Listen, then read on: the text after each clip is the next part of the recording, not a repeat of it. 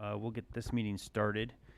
First, I need an approval for the minutes of August 23rd. So can I get a motion? Thank you, Betty. And a second by Linda. Are there any changes to the minutes? Nope. All right, all those in favor, please state aye. Aye. Kate? Aye. I can barely hear you guys. Okay, I'll try to talk louder. Thanks. Next, we have the budget to talk about. So, Scott? All right. Thank you, Mr. Chairman. Maybe for purposes of discussion, if you want to get, depending on how you want to do it, you can get one motion and a second for the orange pages in the budget book, or we can take each bullet item that's on the agenda individually, your choice. And then I've got a slide deck to run through, and then we'll be happy to answer any questions. I'm sure Linda wants to take each one, but I'm going to take them as a whole. So can I get a motion to talk about the budget as a whole? Orange pages only, please. Can I get a motion? Thank you, Steve. A second? Thank you, Betty.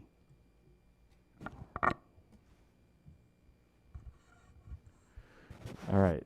Thank you, Mr. Chairman.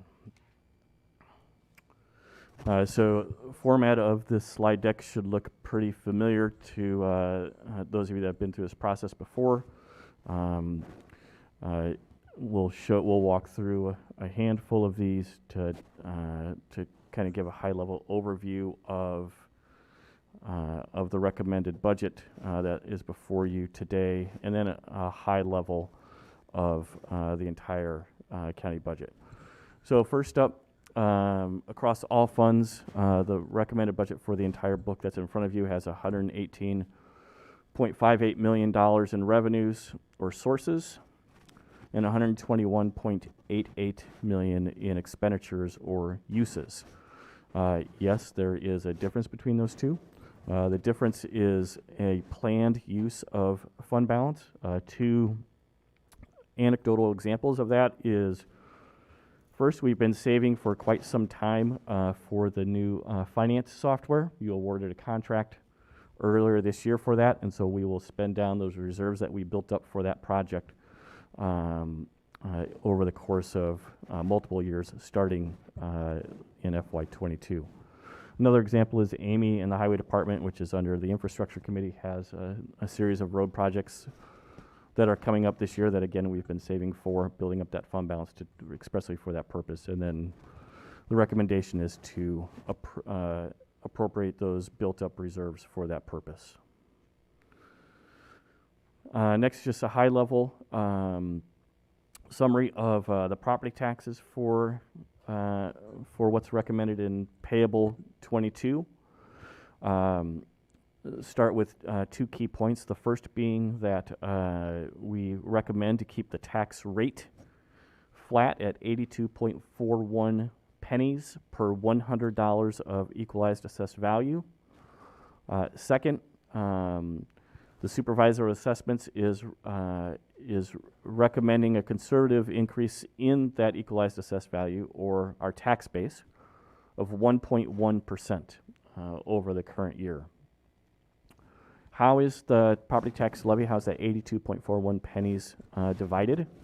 You'll see on the screen, and if you have it on your iPads or on paper, it's in the packet as well.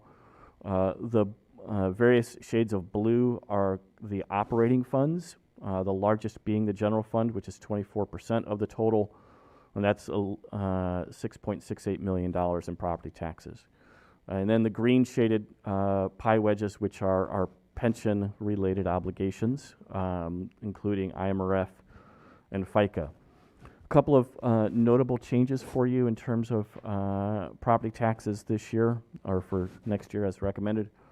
The FICA fund goes up a little bit to build those reserves to address some seasonal cash flow issues that we have in the spring months before that last quarter before we receive the first distributions of property tax from the treasurer.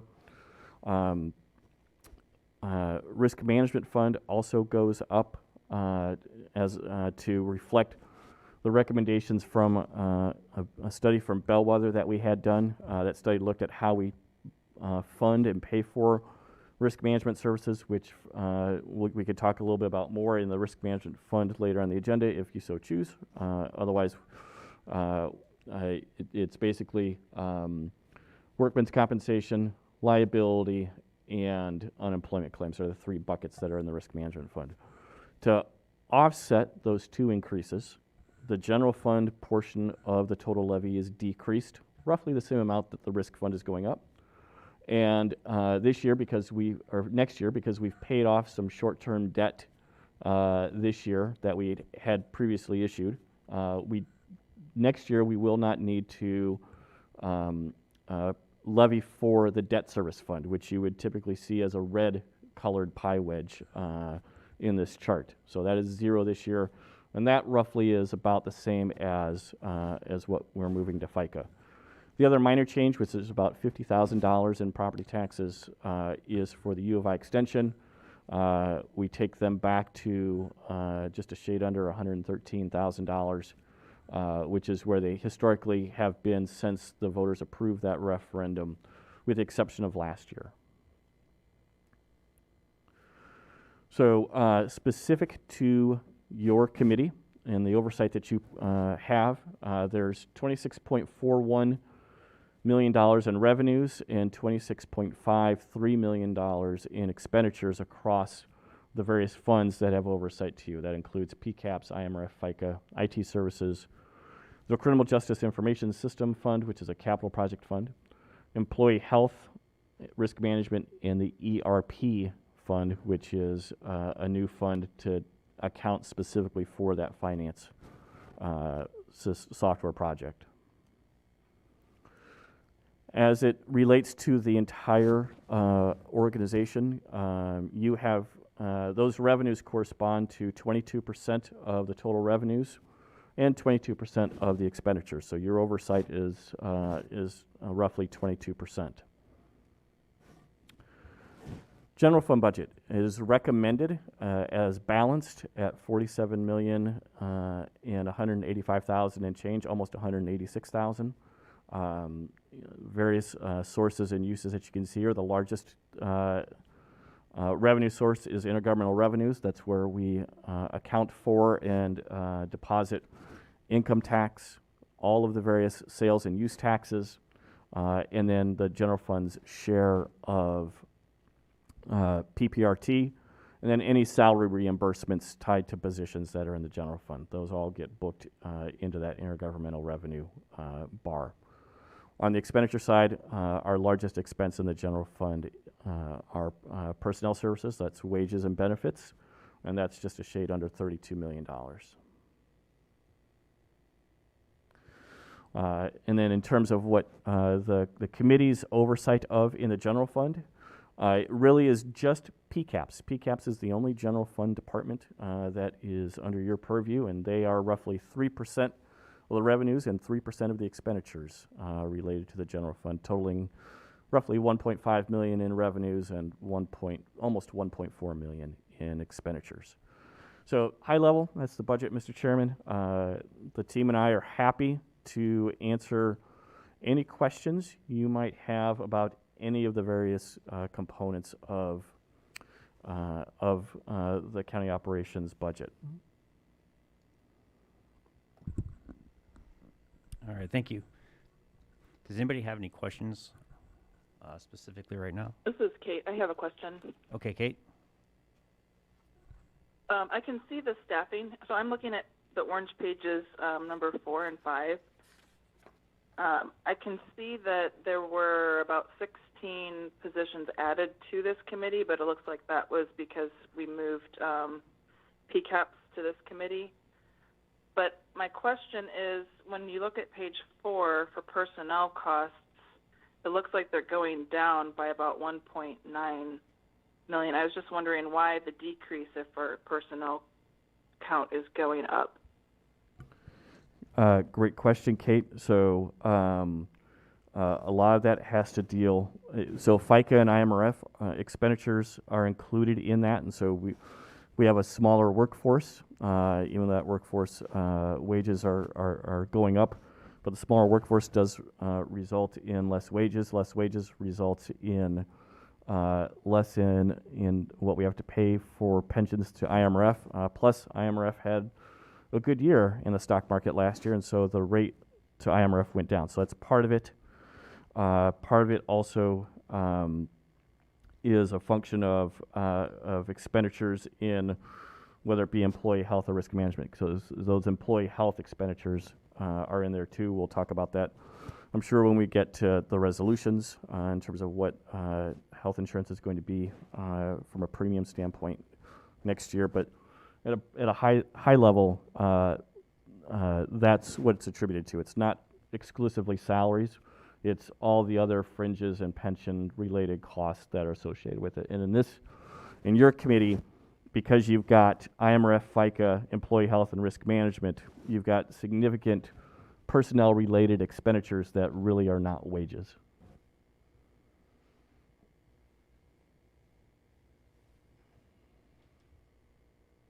Did that answer your question, Kate? So just to further understand, so the 2019, 2020, and 2021 numbers in the expense side for personnel, are those including as if we had PCAPs in this committee? Yes. Okay, that's why I was confused. Okay, thank you.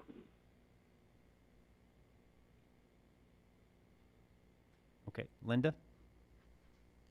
I just have a comment, which is that even though we're keeping the rate the same, if the EAV goes up, still property owners will see some increase in their taxes that they have to pay.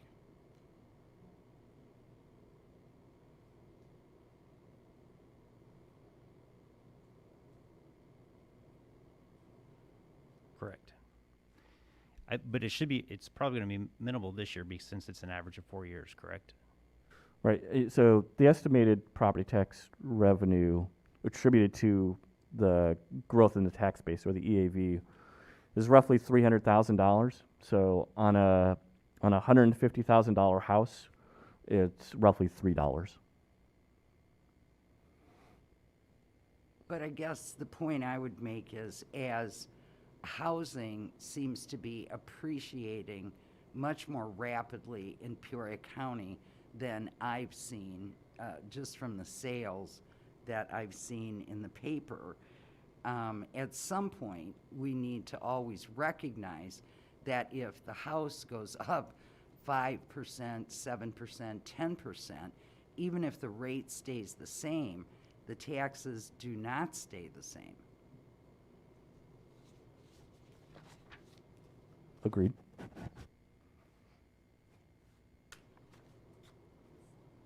Does anybody have any other questions or comments? Yes, Steve. And since Linda brought that up, I guess I'll add additional thoughts around it. So the past couple years, EAV has actually declined. So the tax amount has gone down, and we did not adjust our rate to compensate for that. So on the downward EAV, we brought in less funds. We kept our rate flat. So it does even out from a rate as a percentage, not in true dollars that a taxpayer pays per se, but keeping our rate steady. That's what we've committed to do for many years, is hold our rate. So just trying to give you a little bit of a comparison is all. Thank you. Does anybody else have any comments or questions on the operations budget? No? This is too easy. Okay. I guess I will call for a vote then on approval of the operations budget. All those in favor, please state aye. Aye. Opposed? Aye. Oh, sorry, Kate. Thank you. Opposed? Okay, it's approved. Thank you, everybody, for that. Next, we have informational items. The first is the PCAPS monthly report. Becky?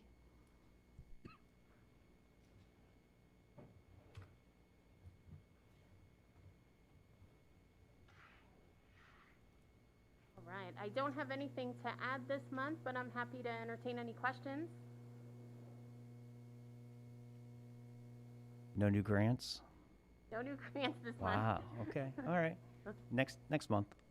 Does anybody have any questions for Becky? All right. Thank you, Becky.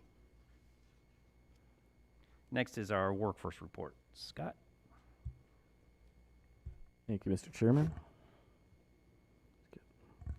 So you'll find that on page 14 in the packet. This is September's report with activity through the end of August. You'll see in the top third that we had a total of 119 applicants for 22 positions that were posted in August of this year. That compared to 29 applicants for the 8 positions that were posted a year ago, or in the same month. And then we did make 14 hires in the month of August this year compared to 17 last year. Just as a reminder, what I say every month, hires don't always reflect the postings in the same month because sometimes a posting takes more than 30 days to fill. So just know that those could have been hires with postings from prior months. Middle of the page shows the diversity and ethnicity of workforce, and the bottom third of the page shows separations with, in the month of August, 7 separations this year compared to 25 last year. Big chunk of that 25 last year would have been the last wave of layoffs related to the closure of Headington Oaks. Happy to answer any questions. Any questions on that? Any questions, Kate? No, thank you. Okay. All right. We will move on to our first resolution. If I could get a motion to put on the floor the 2022 authorized staffing count. Thank you, Junior. Can I get a second? Thank you, Linda. All right, thanks, Mr. Chairman. For everyone's benefit and reminder, you by resolution set the number of positions for the offices and departments that report to you through my office, and that's what this resolution does. For transparency purposes, the budget book also shows how much, in a full-time equivalent fashion, how much you actually are budgeting for positions in either an elected office or one of the quasi-independent boards, agencies, or commissions. So for FY22 in the offices that report to me, the recommended staffing count is 124.2 FTEs. Happy to answer any questions. Any questions on the staffing count? Yes, Linda. So could you explain why we're increasing the staffing, please? Sure. So the net increase is 4.65. There's 3 offices where there's a decrease, and there are 4 offices where there is an increase. Starting with the county administrator office, there's 1.0. That accounts for the management analyst position, and then we will be continuing, even though we've not been able to post it and get it filled yet. We did have in this year's budget funding for a chief diversity, equity, and inclusion officer. So we continue to work on that. In facilities and grounds maintenance operations, there are 2 FTEs that are recommended. The first is here at the courthouse. The second is at the juvenile detention center. What we've seen is from a preventative maintenance perspective and just an overall care of our facilities, we overcorrected last year when we eliminated positions due to the pandemic, and just as an example at JDC, we've been attempting to get to have the team that is assigned to the jail to also maintain the JDC, and operationally that's just not working for us. that building is not getting preventative maintenance done to it. It is not. We're basically responding to critical responses when something arises, as opposed to trying to prevent it from happening. Finance, it's 1.65 FTEs. This is a couple of different things. One, it's moving the portion of the CFO position that is not in the sheriff's office, because today we jointly share that position with the sheriff in terms of labor distribution. So once that hire is made, which should be yet this fall, we'll have one FTE assigned to the CFO position, and 100% of that labor distribution will be in this office. The second portion of that addresses some of the loss that you see in the Headington Oaks row, where the bookkeeping position will come over from Headington Oaks and move into finance. And then lastly is 2 FTEs in the highway department. One is a clerical position, as we've got additional. Again, it's an overcorrection in terms of the paperwork that we have to do for IDOT. We thought we could get by with one clerical position out there. It turns out the 2 that we had there for decades upon decades was actually the correct staffing level, as we've learned the hard way this year. And then the second position is an additional position on the operational side in terms of the Teamsters operators and laborers. And that one's a function of, again, service levels. We've seen increased concern from taxpayer and citizen feedback this summer in terms of not being able to get out and mow the county highway ditches. That creates a safety issue at intersections, and other day-to-day operational things that that side of the house is responsible for. So, Mr. Chairman, that in a nutshell, those are the increases. Hopefully that answers Ms. Daly's question. Thank you. Okay, Steve? Sorry, just more of a tactical numbers. Your percent change columns, I can't do the math on to make those work, so you may want to look at those to see. I'll certainly have Julie do that, yes. Yeah, I mean, if you look at county highway, for example, you got 2020, 44.15, or 44.15 in 2020, and now you're at 44.15, but we show as a minus 4.5% change. I don't know what the calculation's supposed to tell me. But it's not relevant to approving staff. It's just more relevant to making the numbers match. Yep. Understood. Thank you. Any other questions? Kate, do you have any questions? No, thank you. Okay. All those in favor of approving the staffing count, please state aye. Aye. Aye. Opposed? Okay, motion carries. Next, we have a resolution approving a third-party administrator for the risk management services. Could I get a motion, please? Thank you, Linda. Could I get a second? Thank you, Betty. Okay. Thanks, Mr. Chairman. I'm going to have either Sean or Angela walk through this for you.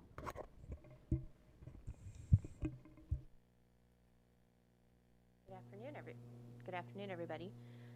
This is fairly standard. We go through this process once every 3 to 5 years.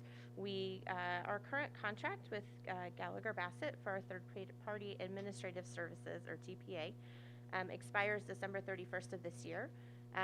As per our practice, we did go out for bid. We were looking for a TPA to not only do our workers' compensation claims in terms of adjudicating those claims, and working with our attorneys in the state's attorney's office and our work comp counsel, and then also for any liability claims that we may have in the ways of lawsuits or over-the-road claims, things like that. So we did go out for bid, and thanks to Angela for managing that process. It's always quite a task.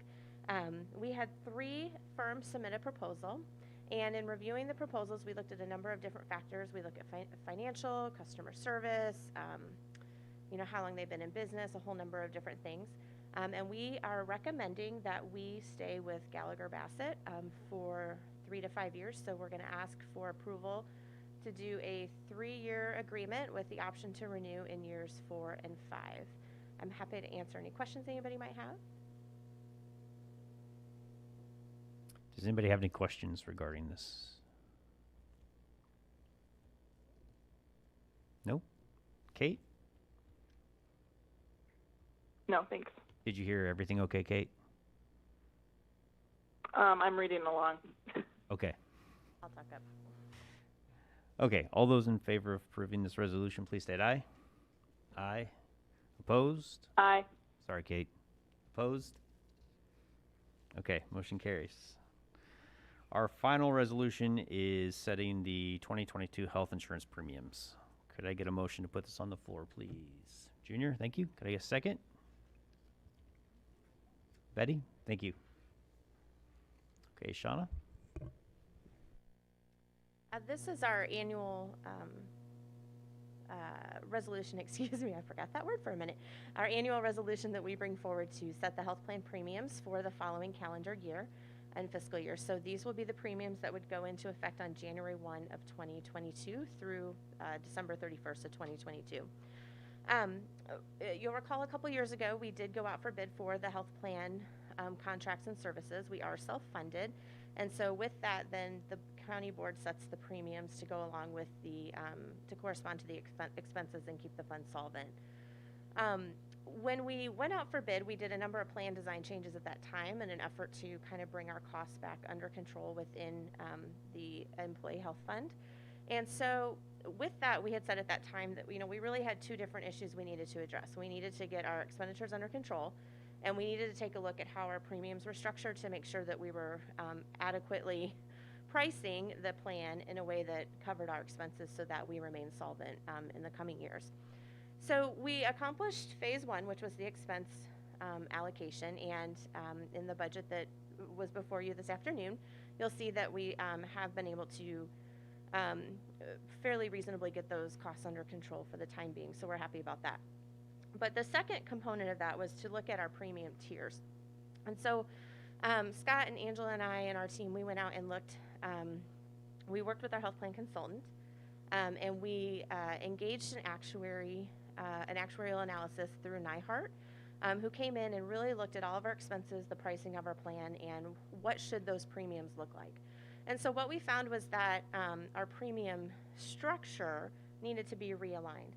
So we currently have 3 tiers. We have a single coverage or employee. We have employee plus 1 dependent, and then we have family coverage, so an employee plus 2 or more dependents.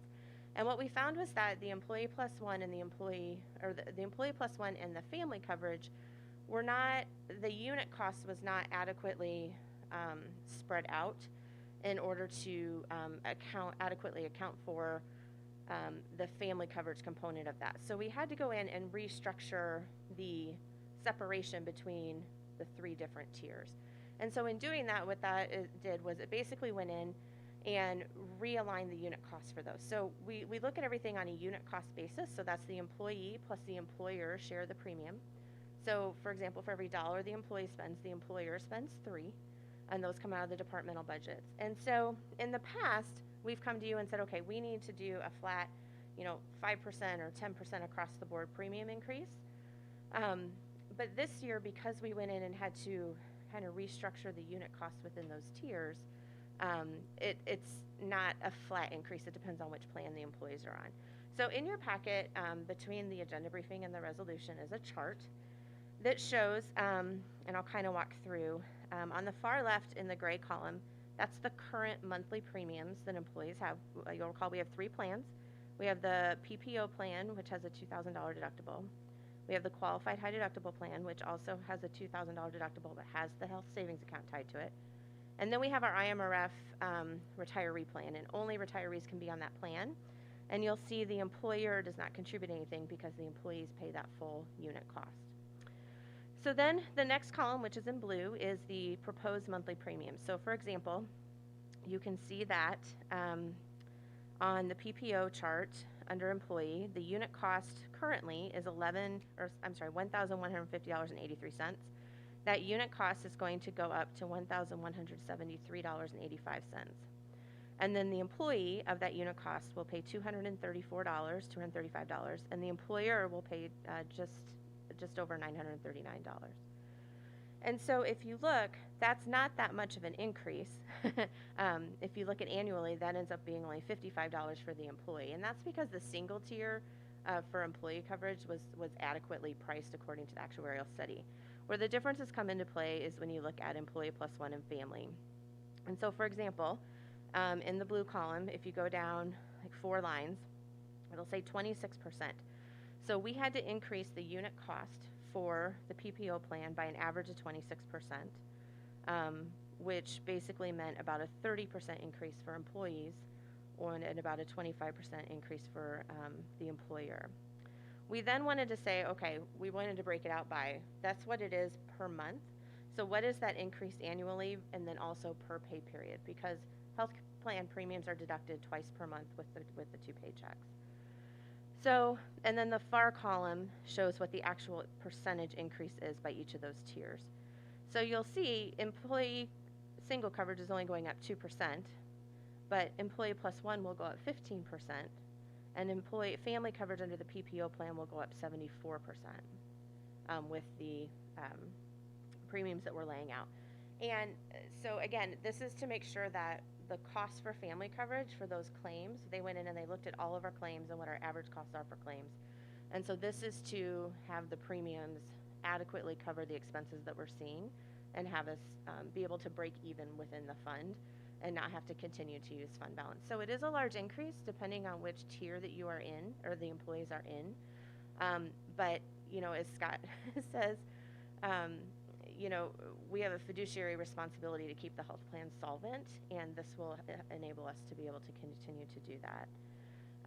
We do have a meet and discuss meeting with the unions scheduled for Wednesday morning. We, aside from the 3 units at the sheriff's office, those we have to negotiate, and we do that as part of their contract negotiations. The other unions, we have just meet and discuss language within the labor agreements, and so that means that we sit down with them, we tell them what the premium increase is recommended to be, and we allow them an opportunity, usually a few weeks before the board meeting, to be able to provide an alternative or some suggestions for us to look into. So that meeting is scheduled for Wednesday. And then provided this is approved today, then we'll take that to the full board meeting in October, at the October County Board meeting. I'm happy to, that's a lot of information. I'm happy to answer any questions you might have, or Scott, if there's anything you want to add to that.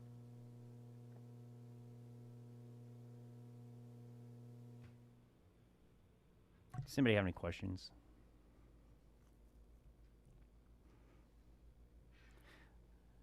I just added up a couple numbers, because you know the families, the people who have the more than plus ones are the ones who are going to pay a little bit more, but we're also paying more. Annually, we pay per family a little over $20,000, almost $21,000 annually, and with the increase, we'll be paying almost $33,000 per family. So we're also paying more for the insurance. So we're sharing that cost with the employees. So I just wanted to point that out. Does anybody have any questions or comments? Kate? No, I'm good, thanks. Okay. All those in favor of setting the health premiums as proposed, please state aye. Aye. Opposed? Aye. Sorry, Kate. I need to count to 10. All right. Opposed? Okay, motion carries. Thank you, Shauna. Okay, we're at miscellaneous. Does anybody have anything for miscellaneous? I do. Angela, do you mind coming up here for a moment? We have to celebrate Angela's 5 years with the county. So I have your pin.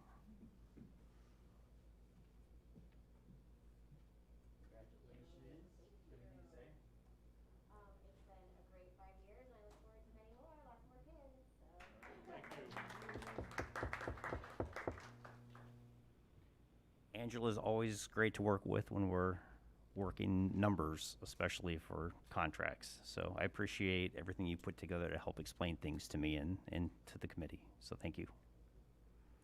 Okay, if nobody has anything else, we're adjourned.